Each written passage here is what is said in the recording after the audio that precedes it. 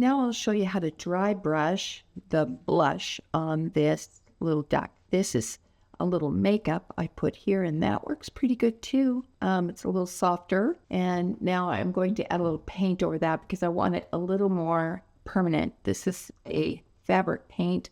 You can use any acrylic paint. It's pretty permanent on fabric once it dries. I use a paper towel. I've put a little bit of paint there, and I'm using a stipple brush. This is just a stiff brush, not soft at all. And I'm going to put a little paint on there, and then I'm going to bounce it until it's almost dry.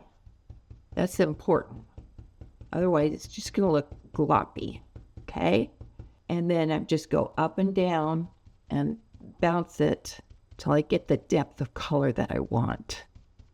Now this is going to be a little more permanent than the makeup I had down there. And the idea to get your depth is to do more layers, not necessarily a lot of paint. It's always just very, very dry. There you go. There's my little blush.